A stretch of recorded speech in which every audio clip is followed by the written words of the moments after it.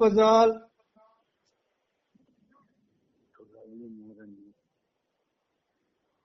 More and more, still at more, till we become worthy of union with you. And help us all to hold fast to Baba's Daman. Avatar Meher Baba ki Jai. జై Avatar Meher బాబా కి జై. జై. ప్రీతం మెహర్ బాబా, నీవు ప్రసాదించిన ప్రవచన సారమును గ్రహించవలసిన తీరులో గ్రహించి సదవగాహన చేసుకుని వాటిని మా జీవనములలో ఆపాదించుకుని నిజాయితీ తోడను నిర్మల ప్రేమ తోడను వాటిని ఆచరించులాగున మా అందరినీ ఆశీర్వదించు.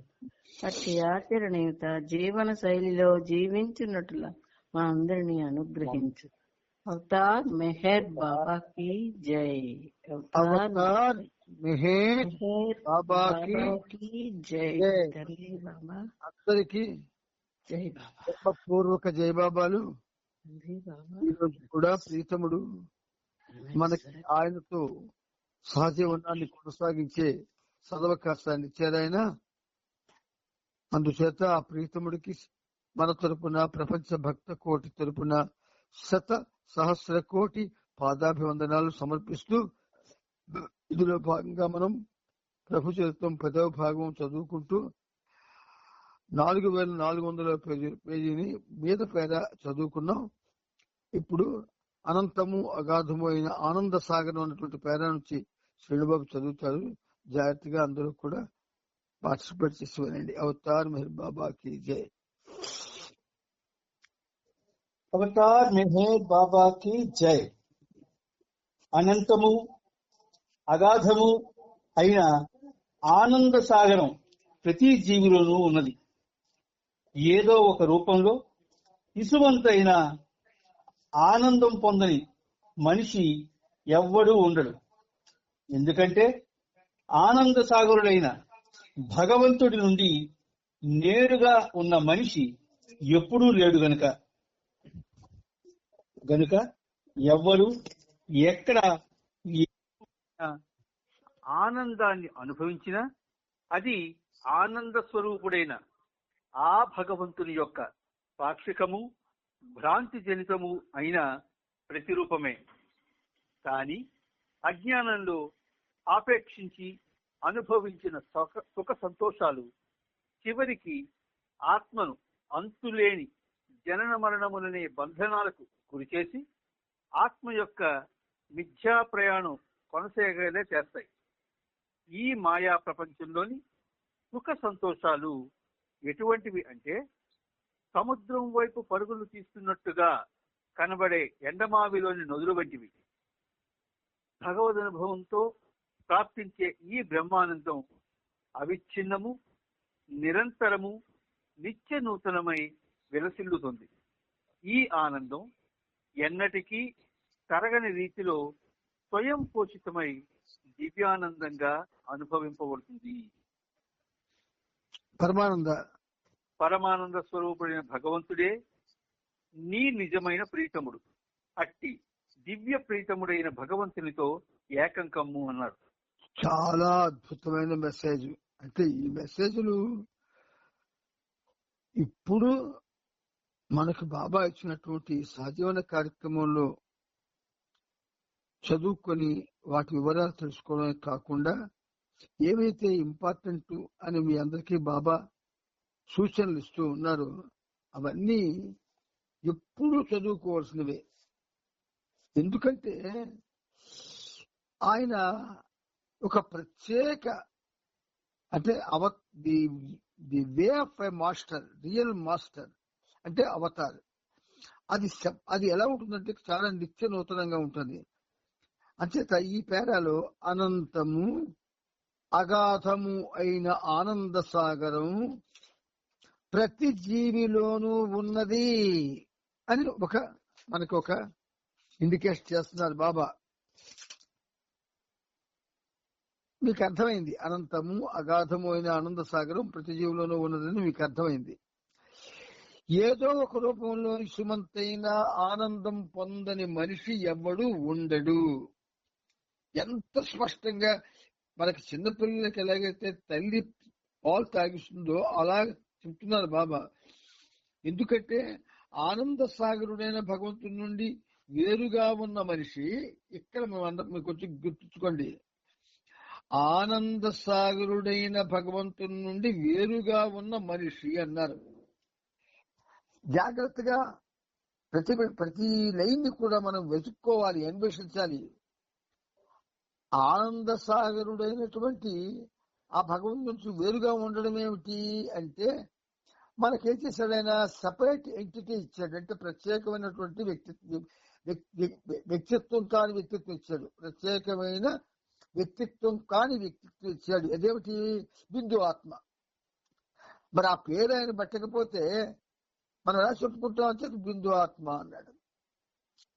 ఈ బిందు ఆత్మలన్నీ సర్వాత్మలో భాగాలు అన్నాడు. అంచేత వేరుగా ఉండడం అంటే బిందు ఆత్మగా సముద్రంలో ఒక నీటి బొట్టు ఒక్కసారి మీదకి ఎగిరి మళ్ళీ ఎక్కడ పడాలి? ఇది సముద్రంలోనే పడాలి. కానీ ఆ ఎగిరి అంత ఎత్తుకెళ్ళిసేటప్పుడే అది బిందు ఆత్మగా పరిగణింపబడింది.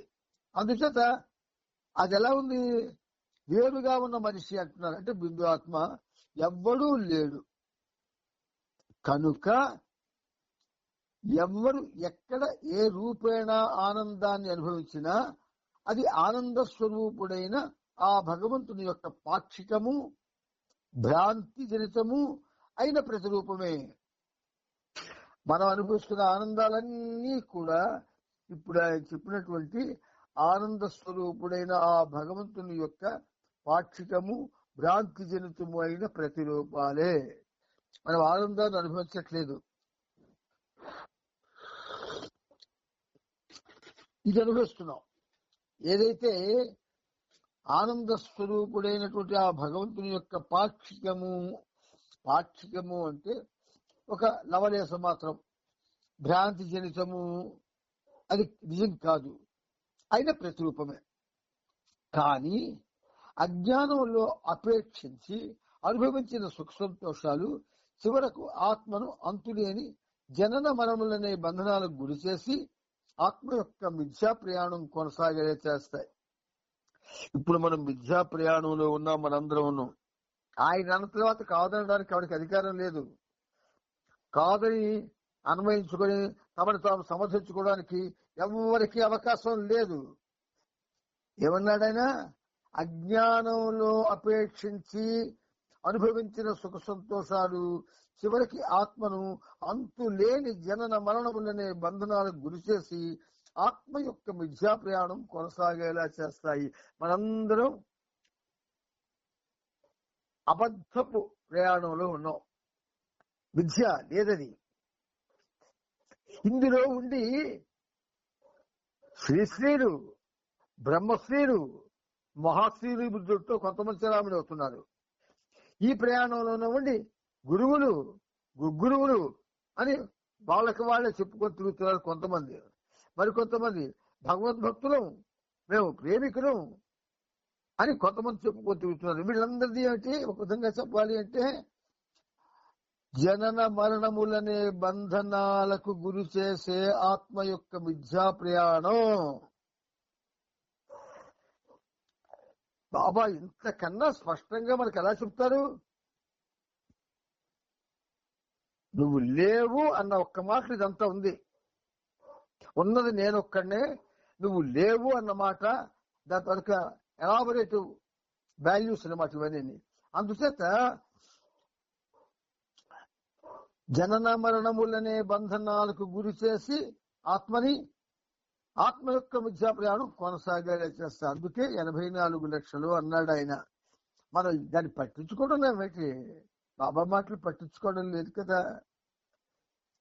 దురదృష్టం అంటే మాయ పొర కమ్మిస్తుంది మనకి. అబద్ధంలో మునిగిపోయాం, అసత్యంలో మునిగిపోయాం, మిథ్యా ఆనందంలో మునిగిపోయాం. అందులో ఇంకా మునిగి కూరుకుపోయి చస్తున్నాం, మళ్ళీ పుడుతున్నాం, చస్తున్నాం, మళ్ళీ పుడుతున్నాం, చస్తున్నాం, మళ్ళీ పుడుతున్నాం. ఇది మన ప్రయాణం అయిపోయింది. అందుచేత బాబా అంటారు, ఈ ఆత్మ యొక్క మిథ్యా ప్రయాణం మాయా ప్రపంచంలోని సుఖ సంతోషాలు ఎటువంటివంటే సముద్రం వైపు పరుగులు తీస్తున్నట్టుగా కనబడే ఎండమావిలోని నదుల వంటివి. ఎండమావుల్లో నీరుంటది, మృగతృష్ణ అని అంటారు సంస్కృత్ లో, మృగతృష్ణ అంటారు. అందులో నీరు ఉండదు, కానీ దూరం నుంచి మాత్రం నీరు ఉన్నట్టుగా ఉంటుంది. అలాగే మన ఈ ప్రయాణం ఏడదట ఎండమావిలోని నదుల వంటివట. దేనికి? సముద్రం వైపు ప్రయాణం చేయడానికి, అంటే భగవంతుని వైపు ప్రయాణం చేయడానికి. మనం ఎండమావులో, ఎంత చక్కని పేరు పెట్టాడు బాబా, నీరు లేని ఎండమావులు మన జీవితాలు. అందుచేత భగవదనుభవంతో ప్రాప్తించే ఈ బ్రహ్మానందం కేవలం భగవంతుని అనుభవం వచ్చినప్పుడు మాత్రమే మనం ఏకత్వాన్ని పొందుతాం, భగవంతుడితో ఒకటి అవుతాం. అంతవరకు అవం. మరి అంతవరకు ఏంటయ్యా? ఎండమావుల్లో నదుల ప్రయాణం లేనిది. ఎండమావుల్లో నీరు ఉండదు, కానీ నదుల వైపు వెళ్ళిపోతాయి అవి. అందుచేత భగవదనుభవంతో ప్రాప్తించే ఈ బ్రహ్మానందం అవిచ్ఛిన్నము, నిరంతరము, నిత్య నూతనమై వెలుసులుతుంది. అది విచ్ఛిన్నమవదు, శాశ్వతంగా ఉంటుంది. అది నిత్య నూతనమే వెలుసులుతుంది ఆ బ్రహ్మానందం. అక్కడికి ఎవ్వరూ ఇప్పుడు వెళ్ళడానికి అర్హత పొంది లేరు ఈ భూ ప్రపంచంలో. అందుచేత ఆ ఆనందం ఎన్నటికీ తరగని రీతిలో స్వయం పోషితమై, దానికైతే దానిని పోషించుకుంటుంది ఆనందం. స్వయం పోషితమై, సెల్ఫ్ సస్టైన్ అంటాడు ఇంగ్లీష్ లో బాబా. దివ్యానందంగా అనుభవించబడుతుంది. ఇప్పుడు మనం ఏంటి ఎందులో ఉన్నాము? ఎటువంటి ఆనందాన్ని అనుభవిస్తున్నాము? ఎండమావుల ఆనందాన్ని. ఎండమావుల్లో ఉంటూ నిజంగా భగవంతుడితో ఏదో జీవిస్తున్నామన్న ఒక దురదృష్టకరమైనటువంటి భావంతో ఉంటున్నాం. పరమానంద స్వరూపుడైన భగవంతుడే నీ నిజమైన ప్రీతి. అట్టి దివ్య ప్రీతుడు ఏకం కమ్ము అంటున్నాడు ఆయన. ఇంతకన్నా స్పష్టంగా ఇంతవరకు నాకు తెలిసి ఎవరు ఎంత అద్భుతంగా చెప్పలేదు మానవాళికి. బాబా చెప్పారు, నాన్న ముందుకెళ్ళి నాన్న. అమర్పురాలో దర్శన కార్యక్రమం కోసం వీరేందర్ సింగ్ ఏర్పాట్లు చేశాడు. ఆ గ్రామ శివారు ప్రాంతంలో ఒక చిన్న గుడిసెలో వృద్ధ దంపతులు నివసిస్తున్నారు. బాబా వచ్చి తమ చిన్న కుటీరాన్ని పావనం చేయాలని హృదయపూర్వకంగా తప్పిస్తున్నారు. కానీ తమ కోరికను వెల్లడించే ధైర్యం వారిలో లేదు. ఆ రోజు దర్శన కార్యక్రమం ముగిసింది. తాము నేరుగా వెళ్లవలసిన రోడ్డులో కాకుండా తన కారుని ఆపి మరొక దారిలో వెళ్లమని బాబా సూచించారు. అలా వెళుతూ దారిలో ఆ వృద్ధ దంపతులు నివసించే కుటీరం వద్ద బాబా కారు ఆపించారు. బాబా కారు దిగి వారి చిన్న గుడిసెలోనికి ప్రవేశించారు. బాబా రాకను చూసిన వారిద్దరూ ఆనందోద్వేగాలతో పరవశులయ్యారు. బాబా మెడను పూలమాలలతో అలంకరించారు. గాడేకర్ బాబాకు హారతి పాడారు. బాబా వారికి తన ఆలింగన భాగ్యాన్ని ఇచ్చి అక్కడ నుండి బయలుదేరారు. మరొక సందర్భంలో ఒక వ్యక్తి బాబా దర్శనం కొరకు 5 సంవత్సరములుగా ఎదురు చూస్తూ ఆ రోజు అతను బాబా దర్శనం ఇచ్చే మండపం వద్దకు వెళ్ళాడు. కానీ అంతకు ముందే బాబా అక్కడ నుండి వెళ్లిపోయారు.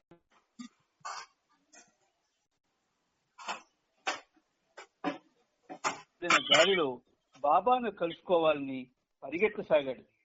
ఏ విధంగానైనా బాబా దర్శనం చేసుకోవాలనే తపన, విశ్వాసం కారణంగా నమ్మశక్యం లేని రీతిలో 12 మైళ్లు పరిగెత్తగలిగాడు. అక్కడ బాబా కారుని ఆపించి దగ్గరలో ఉన్న ఒక చెట్టు కింద కూర్చొని ఉన్నారు. ఆ వృద్ధుడు ఆయాసంతో రొప్పుతూ బాబాను చేరి అతి కష్టం మీద మెహర్ బాబా సర్వజ్ఞుడు, మెహర్ బాబా సర్వజ్ఞుడు అని పలికాడు. బాబా అతనిని నిండు హృదయంతో ప్రేమతో ఆలింగనం చేసుకుని పదవి పట్టుకున్నారు. అతని సుదీర్ఘ నిరీక్షణ ఫలించింది. సర్వజ్ఞుడైన భగవంతుని చేతులలో ఒదిగిపోయాడు. చూశారా? కానీ ముందుకెళ్ళు. తరువాత ధనవరిలో బాబా ప్రజాదర్శనం ఇస్తున్నారు. ఆ సమయంలో ఒక అంధుడైన బాలుడు జనం మధ్యలో నుండి తడుముకుంటూ బాబా ఉన్న వేదిక వద్దకు వచ్చాడు. కొంతమంది అతని చేయి పట్టుకొని బాబా ముందుకు తీసుకువచ్చారు. బాబా అతనికి ప్రసాదం ఇచ్చారు. ఆ కార్యక్రమం ముగిసిన తరువాత బాబా బందా గ్రామం వైపు ప్రయాణం సాగించారు. దారిలో బాబా ఒక చోట కారును ఆపించారు. ప్రక్కగా ఉన్న ఒక చెట్టు క్రింద కూర్చున్నారు. తన చుట్టూ మండలి వారిని సమావేశపరిచి బాబా ఇలా చెప్పారు: ఈ రోజు భగవంతుడు నన్ను రక్షించాడు. ఒక పెద్ద దురదృష్ట సంఘటన జరగబోయి కొంచెంలో తప్పింది. ఈ రోజు నా వద్దకు వచ్చిన అందబాలుడిని చూడగానే అతని నిస్సహాయత చూసి జాలి కలిగింది. చక్కనివాడు, చురుకైనవాడు, బలాఢ్యుడు అయిన అతన్ని చూసి ఉన్నట్టుండి అతనికి దృష్టినివ్వాలనే సంకల్పం నాలో కలిగింది. నిజానికి నాలో అటువంటి తలంపు రాకూడదు.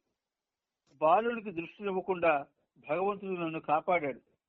నేను అలా అతనికి దృష్టి ప్రసాదించడం అతనికి మంచిది కాదు. బాబా మాటలు విన్న ఏరిచ్ నవ్వాడు. బాబా దానికి కారణం ఏమిటని అడిగారు. ఏరిచ్, బాబా, ఆ అందులైన బాలుడిని చూడగానే ఎన్నో అద్భుతాలు చేసిన జీసస్ నాకు గుర్తుకొచ్చాడు. మరణించిన వానికి ఆయన తిరిగి ప్రాణం పోశాడు. గుడ్డి వారికి కనుచూపుని ఇచ్చాడు. కుష్టు వారికి స్వాంతను చేకూర్చాడు. కుంటి వారికి నడిపించాడు. ఇలా జీసస్ ఎన్నో మహిమలు చేశాడు. కానీ ఇక్కడున్న మా బాబాకు మాత్రం ఈ గుడ్డివానిపై దయ కలగలేదనిపించింది అన్నాడు. బాబా, నిజానికి మంచే జరిగింది. భగవంతుని కృప వలన నేను పొరపాటు చేయలేదు. లేకపోతే ఆ బాలునికి హాని కలిగేది, లాభం జరగకపోగా నష్టం జరిగేది అన్నారు. ఇంకా బాబా కొనసాగిస్తూ, నేను కృష్ణునిగా వచ్చినప్పుడు నా విశ్వరూపాన్ని అర్జునుకు చూపించాను. అది పొరపాటు. నేను అలా చేసుండకూడదు. గురువు పట్ల గల ప్రేమ, గురువు ఎడలో ఉన్న విశ్వాసమే సాధకుడిని గురువుకు విధేయునిగా చేస్తాయి. అర్జునుడు అలా చేయలేదు. కాబట్టి అతనిలో నమ్మకం కలిగించేందుకే కృష్ణుడిగా నేను ఒక విషయాన్ని విశదపరచవలసి వచ్చింది అన్నారు. హమీర్పూర్ జిల్లాలో మెహర్ బాబా పూర్తి కావచ్చింది. ఆ ప్రాంతమంతా దివ్య ప్రేమాగ్నిలో జ్వలించసాగింది. వెనుకబడిన ఆ నిరుపేద గ్రామీణులు కంటికి కానరాని ఆ దివ్య సంపదను కొల్లగట్టాలనే తీవ్రమైన కోరికతో తప్పించసాగారు. ఆర్థికంగా నిరుపేదలైనప్పటికీ ఆ గ్రామస్తులందరూ మెహర్ బాబా ప్రేమలో అధిక భాగాన్ని సొంతం చేసుకుని సంపన్నులుగా అనుభూతి పొందారు. అందువలననే మన ప్రభువు హమీర్పూర్ జిల్లా నా హృదయము అని సెలవిచ్చారు. చూశారా, హమీర్పూర్ గురించి నేను చాలా సార్లు మీతో పదే పదే చెప్పడం జరిగింది. ఆ ప్రజలు ఒక విధంగా చెప్పాలంటే అంటే సామ్యం చెప్పాలి అంటే గోకులంలో ఉన్న వాళ్ళంతా హమీర్పూర్ లో పుట్టేశారు. చల్లా చెదురుగా ఆంధ్రలో కొంతమంది పుట్టారు. అందువల్ల ఏమైంది, ఆ గోకులంలో బృందావనంలో ప్రతి ఇంటిలో కూడా ఆయన అందరితో కూడా ఆడుకున్నాడు. ఆయన పసితనంలోనే. అందుచేత వాళ్ళు ఏం చేశారు, ఆ గ్రామీణులు యాక్చువల్ గా ఇప్పుడు చాలా కాలం కిందట 84 ఏదో ప్రాంతంలో వెళ్ళినట్టు నా జ్ఞాపకం. అయితే వాళ్ళ ఊరికి వెళ్ళడానికి దారులు లేవు, బురదగుంటలు ఉండేవి ఎక్కడికెక్కడ. ఒక విధంగా సరైనటువంటి రస్తాలు లేవు. ఊరంతా కూడా ఎలా ఉంటుందంటే అప్పటికి ఊర్లో ఉండేది కాదు. అయితే వాళ్ళు ఎంత నిరుపేదలంటే మంచినీళ్ళకు కూడా వాళ్ళు వాసిపోయే పరిస్థితి ఉండేది ఆ రోజుల్లో. అందుచేత బాబా చూడండి, ఒక మాట అన్నారు, ఆ నిరుపేద గ్రామీణులు కంటికి కానరాని అంటే కనిపించని ఆ దివ్య సంపద డివైన్ ట్రెజర్ కొల్లగొట్టాలనే తీవ్ర కోరికతో తప్పించసాగారు. మనందరం కొవ్వూరు స్వర్ణోత్సవాలకు వెళ్ళినప్పుడు స్టేజ్ మీద మేము గజల్స్ పాడుతూ ఉంటే కిందని హమీర్పూర్ వాళ్ళు ఆడ మగ కూడా మైమరిచిపోయి గోపికల్లాగా ఆనాడు కృష్ణుడితో ఆడినటువంటి ఆ స్త్రీలు పురుషులు అక్కడ కనిపించారు నాకు స్టేజ్ మీద చూస్తే. మనం అలా కథం, మనలో ఆ అందమే లేదు. గోపికలు మనము గోపాలను గోపకులంలోనే మనము కృష్ణుడితో ఆనాడు సంచరించిన వాళ్ళం అయినప్పటికీ ఇప్పుడు కృష్ణుడి కంటే కృష్ణ మాయలో పడిపోయాం. మనందరం కృష్ణ మాయలో ఉన్నాం. అందుచేత వీళ్ళు ఏం చేశారు? మెహర్ బాబా ప్రేమలో అధిక భాగాన్ని సొంతం చేసుకుని సంపన్నులుగా అనుభూతి చెందారు. ఇప్పటికీ ఆ పరిస్థితి అలాగే ఉంది. అక్కడ ఎన్నో సంఘటనలు జరిగాయి. అందువలననే మన ప్రభువు హమీర్పూర్ జిల్లా నా హృదయం అని సెలవిచ్చారు. హమీర్పూర్ ఈజ్ మై హార్ట్ అన్నారు, ఆంధ్ర ఈజ్ మై మైండ్ అన్నారు. అందుచేత మిత్రులారా, ప్రేమతో ఇవన్నీ మీకు ప్రేమతో చెప్తున్నారు బాబా. వాయిస్ ఈ పనిముట్టుదేనా? తాపత్రయం అయింది, గుర్తుపెట్టుకోండి. మీకు ఆయనే చెప్తున్నారు. అందుచేత మనకు ఎలాగో ఆంధ్ర మైండ్ అంటే ఆ మైండ్ లో ఉండిపోవడం మంచి పద్ధతి కాదు. మైండ్ లో ఉండొచ్చేస్తే మైండ్ లో ఉండే పుడతారు, మైండ్ లో చస్తుంటారు, మైండ్ లోనే పుడతారు, మైండ్ లోనే చస్తారు. చివరికి 84 లక్షలు పూర్తయితే గాని మీకు జన్మ రాహిత్య స్థితి రాదు, మనందరికీ రాదు. అందుకని కొంచెం హమీర్పూర్ వాళ్ళ ప్రేమను గుర్తు తెచ్చుకోండి అందరూ. మనకి ప్రేమ లేదు, మనకి ప్రేమ అంటే తెలియదు. ప్రేమ యొక్క మాధుర్యం మనకు అస్సలే మనం ఏనాడు చవి చూడలేదు. కుచేలుడు అందుకే మీకు ఎందుకంటే బాబా ఇలాగ ఇల్లుస్ట్రేషన్స్ సంఘటనలు చెప్పిస్తారట అర్థం చేసుకోవాలని. గర్భదరిద్రాన్ని అనుభవిస్తున్న కుచేలుడు ఆ సమయంలో శ్రీకృష్ణుడు రారాజుగా, యాదవరాజుగా బ్రహ్మాండమైనటువంటి శ్రీ సంపదతో ఉన్నాడు. శ్రీకృష్ణ పరమాత్మ అష్టభార్యలతో కలిసి. ఇక్కడేమో బాల్య మిత్రుడు, ఇద్దరు కలిసి చదువుకున్నారు. వాడేమో అష్ట కష్టాలు పడుతున్నాడు. పిల్లల సంతానం ఎక్కువ అతనికి, 9 మంది సంతానం. తినడానికి గింజలు లేవు, తిండి గింజలు లేవు, కుండలున్నాయి ఇంట్లో, అన్ని ఖాళీ కుండలే. పొయ్యి ఉంది, అందులో ముట్టడానికి కృష్ణాయిలు లేదు, అగ్గి లేదు. పస్తులతో చచ్చిపోతున్నాడు. అవి భరించలేక ఒకరోజు కృష్ణ భక్తుడు, అతను మహాభక్తుడు, నిరంతరం కృష్ణనామం చేస్తాడు. అటువంటి వాడు ఆ గర్భదరిద్రాన్ని అనుభవించలేక అందరూ కలిసి ఒక రోజు కూర్చొని చచ్చిపోదాం అనుకున్నారు. అప్పుడు ఆ భార్య, కుశేలుడు భార్య, ఏమండి ఎలాగో చచ్చిపోవడానికి నిశ్చయించుకున్నాం. శ్రీకృష్ణుడు పరమాత్మ మీ బాల్యమిత్రుడు, మీరు కలిసి చదువుకున్నారు, ఒక్కసారి వెళ్ళండి, ఏమైనా మన పరిస్థితి మార్చాడేమో అని అంటే, మిత్రుడే, నా స్నేహితుడే, నా బాల్యమిత్రుడే, గొప్ప గొప్ప దైవీ సంపద ఉన్నవాడు కూడా నన్ను ఎప్పుడు కూడా చాలా, అప్పుడు చదువుకుంటున్నప్పుడు చాలా బాగా చూసేవాడే, ఆ దగ్గరికి అడుక్కోమంటావా అని కుచేలుడు బాధపడ్డాడు. పెడితే వెళ్ళండి, మా అందరి కోసం వెళ్ళండి. మరి అప్పుడు ప్రయాణాలకు సాధనాలు ఉండేవి కావు కదా, రాజులు కట్టే రథాలు ఉండేవి, గుర్రాలు ఉండేవి. మిగతా వాళ్ళకి ఏ సాధనం లేదు, నడుచుకెళ్ళిపోవడం ఎక్కడికి వెళ్ళాను. అక్కడ నుంచి ద్వారక 3 కోసుల దూరం. ఎలాగా నడాలి, తిండి లేదు, తిప్పలు లేవు, మాడిపోయిన డొక్కతో, ఎండిపోయిన శరీరంతో ఎలాగెత్తారు ద్వారక్కి? శరీరం గుడ్డ కూడా లేదు. అప్పుడు ఆవిడ ఏం చేస్తుంటే, ఆవిడ యొక్క పెళ్లిలో ఉన్నటువంటి ఒక చీర తీసి ఆ చీరని కట్టబోతుంది. వద్దు, ఇలాగెళ్తే మళ్ళీ నేను ఏదో బాగా ఉన్నాను అనుకుంటాడు నా తమ్ముడు, నా సోదరుడు, నా మిత్రుడు. అంచేత నేను చింకి బట్టలతో వెళ్తానంటాడు. చింకి పంచతోటి చిక్కి తుండువాతోటి వెళ్తాడు ద్వారక నడుచుకొని.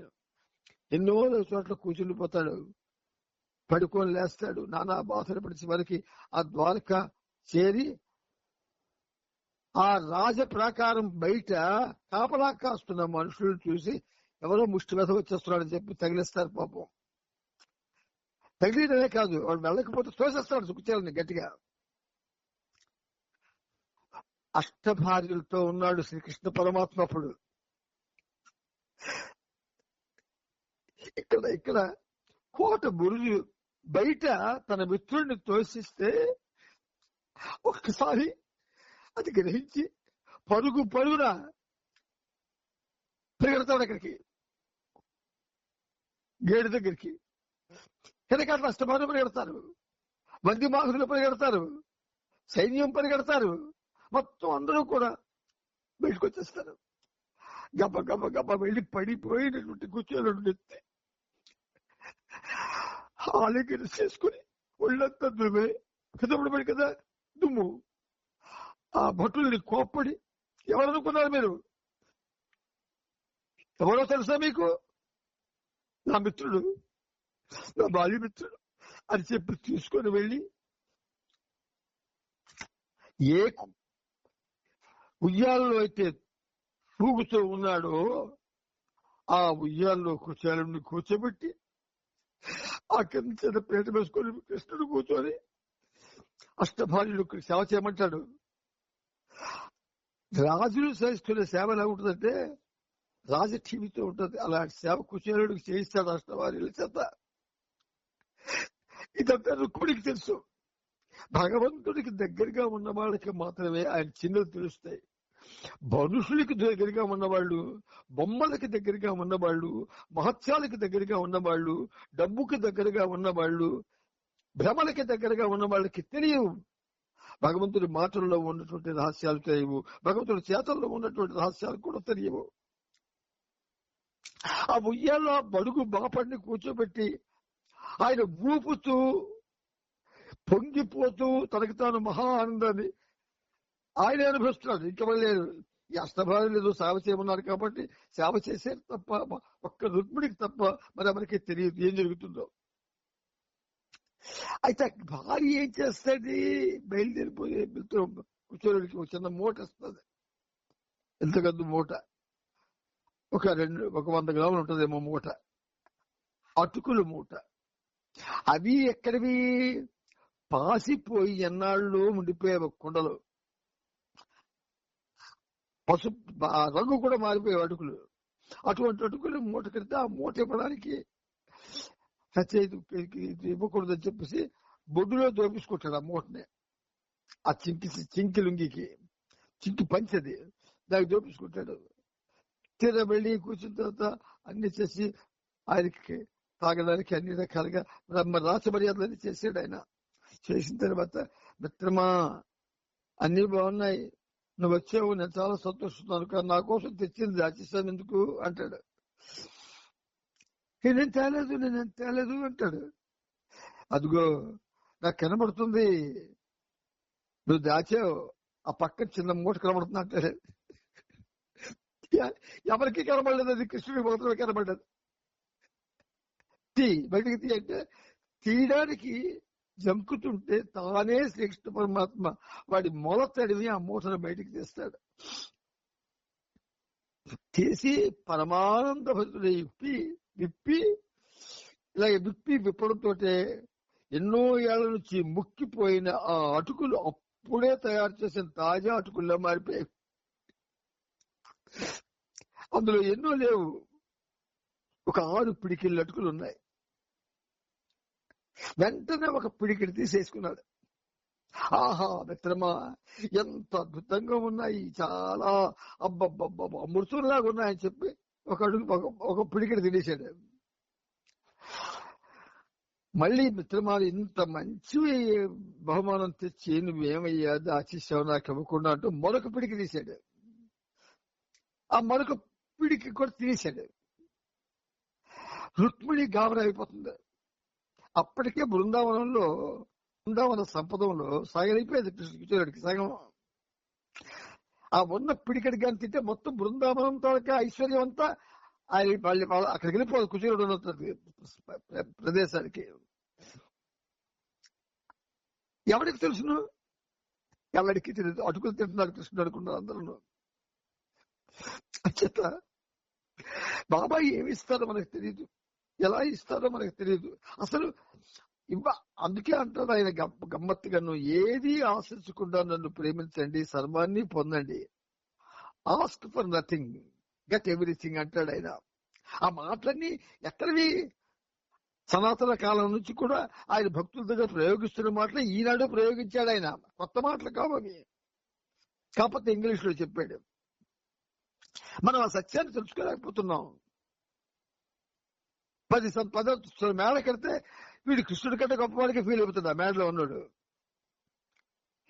20 బంగళాలు ఎవరికైనా ఉంటే వాడు మహావిష్ణువు అనుకుంటాడు. మీకు సంపద, ఆధ్యాత్మిక సంపదే సంపద, ఆనందం, భగవంతుని నుంచి నువ్వు పొందే ఆనందమే ఆనందము. అది నిత్యానందము, పరమానందము, బ్రహ్మానందము, మహానందము. మనం అనుభవిస్తుంది ఆనందం కాదు కాదు కాదు.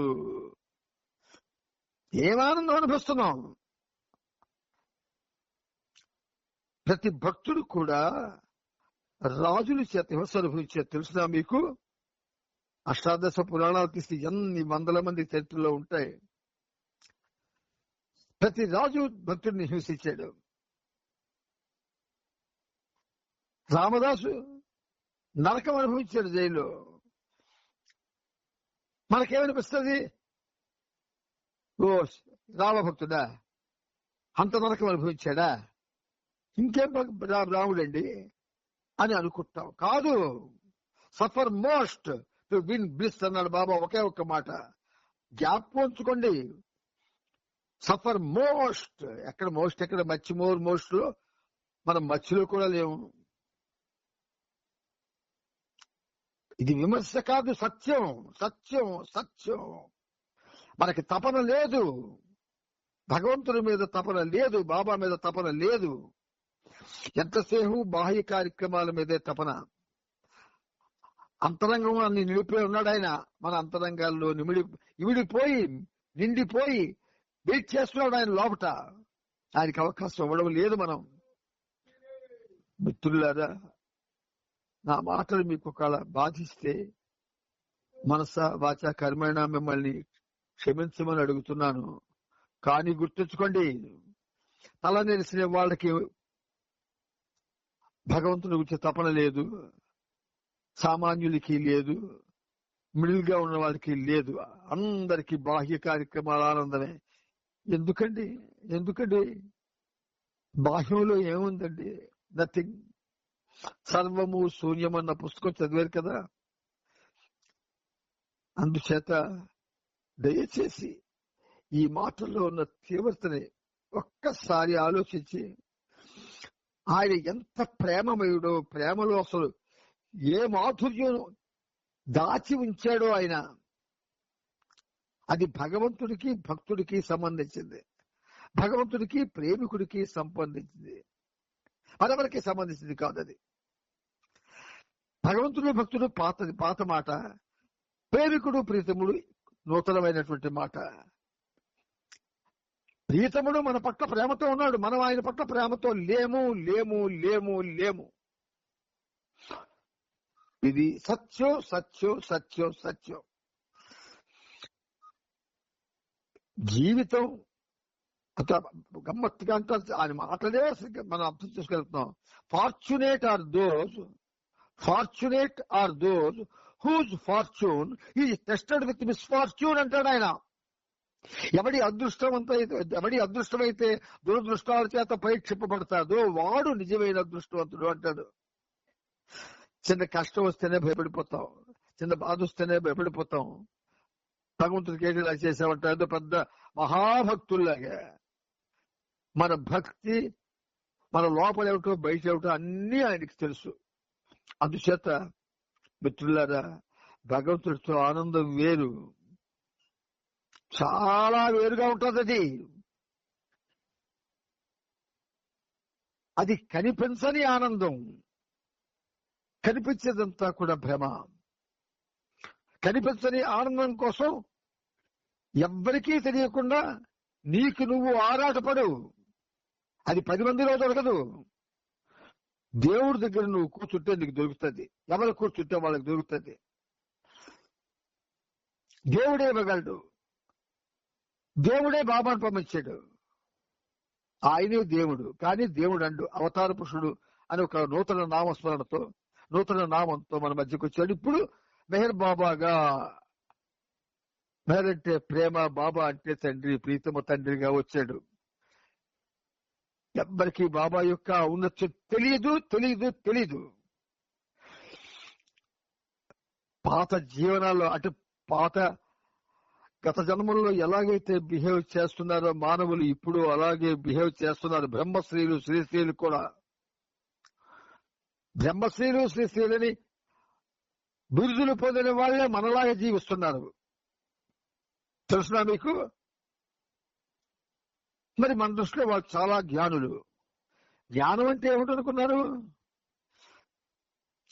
నీ జీవితం కష్టమయమైపోతే, ఆహా భగవంతుడు ఎంత దయామయుడు, ఇన్ని కష్టాలతో నన్ను ఆయన నింపి తన యొక్క నామస్మరణ చేసుకునే భాగ్యాన్ని ఇచ్చాడు అనుకున్నవాడు జ్ఞానవంతుడు. స్త్రీలు చూసి మురిసిపోయేవారు, స్త్రీలను చూసి మురిసిపోయేవారు, తదితరమైన ఆనందాలను చూసి మురిసిపోయేవారు, వీరు పుట్టుక చావు అనే మహా ఊబిలో కూరుకుపోయి ఉంటారు. వీళ్ళు కూరుకుపోయి ఉంటారు, బయటికి రారు. మరి అందుకని మిత్రులారా, ఈ పనిముట్టు ఎన్నాళ్ళు ఉంటుందో తెలియదు, కానీ ఉన్నన్నాళ్ళు మనం ఇలా కలుసుకున్నప్పుడు మీకు చెప్పబడినటువంటి బాబా ఆ గ్రంథంలో అన్ని విషయాలు కూడా కొంచెం గ్రహించి జీవితాన్ని పావనం చేసుకోండి. బురదలో కాళ్ళు పుట్టిన తర్వాత కడుక్కోవాలా. భూమి మీద పుట్టడం అంటే బురదలో పుట్టడమే. ఎందుకో కల్మషమయం, మాయామయం, ఏమీ లేదు అందులోని. మనం పుట్టామంటే లేదంటాడు ఆయన, నువ్వు లేవు అంటాడు ఆయన. కానీ మనం ఇలాగా లేవు, ఉన్నది నేను ఒక్కడనే ఆయన అంటుంటే మనం ఉన్నామని మిడిసి పడిపోయి ఎన్ని రకాలుగా మనల్ని మనం గొప్పగా సమర్థించుకుంటున్నామంటే మనకంతా తిరిగి తక్కువ వాళ్ళు ఈ ప్రపంచంలో ఇంకెవ్వరూ ఉండరు. మెహర్ బాబా అంటే ప్రేమ తండ్రే కాదు, ప్రేమ నిధి. ప్రేమ నిధిని తెచ్చాడు ఆయన. ఆ నిధి ఆయన చెప్పినటువంటి ఆ మధువు, ప్రేమ మధువు. అది అంగడిలో దొరకదు, లేదు పెద్ద పెద్ద దేవాలయాల్లో దొరకదు. ఆయన పాదాల దగ్గర దొరుకుతుంది, ఆయన నామస్మరణలో దొరుకుతుంది, ఆయన నవ్వులో దొరుకుతుంది, ఆయన కంటి చూపులో దొరుకుతుంది, ఆయన కదలికలలో దొరుకుతుంది. అడుగులు కూడా మనం అది పొందొచ్చు. ప్రయత్నం చెయ్యం కదా. బాబా ఫోటో దగ్గర ఒక గంట అయినా ఎవరైనా ఇప్పుడు హాయిగా అన్ని మర్చిపోయి ఎవరైనా ఉన్నారా? ఉంటే ఒక్క చెప్పండి నాకు. ఒక గంట పెద్ద పెద్ద ఫోటోలు పెట్టుకున్నారు, ఒక్క గంట ఉన్నారా కదలకుండా, ఏ ధ్యాస లేకుండా? నిన్ను మర్చిపోయి ఎప్పుడైనా కూర్చున్నావా? మీ అందరూ ఒక్కసారి జ్ఞాపకం తెచ్చుకోండి, ఒక్కసారి తెచ్చుకోండి. లేదు లేదు లేదు, కాదు కాదు కాదు అనగలరా మీరు? అందుకే బాబా ఇంత ఈ ఆయాసం అంతా, ఈ ప్రయాసం అంతా అయిందే. ఏ పనిముట్టుకి ఏం సంబంధం లేదు. దు అంటే వస్తుంది కుక్క యజమాని దగ్గరికి, చి అంటే పోతుంది కుక్క యజమాని నుంచి. అలాంటి పనిముట్టేది. అత్యంత మీకు మాత్రం ఆయన అద్భుతమైన విషయాలు అందిస్తున్నారు.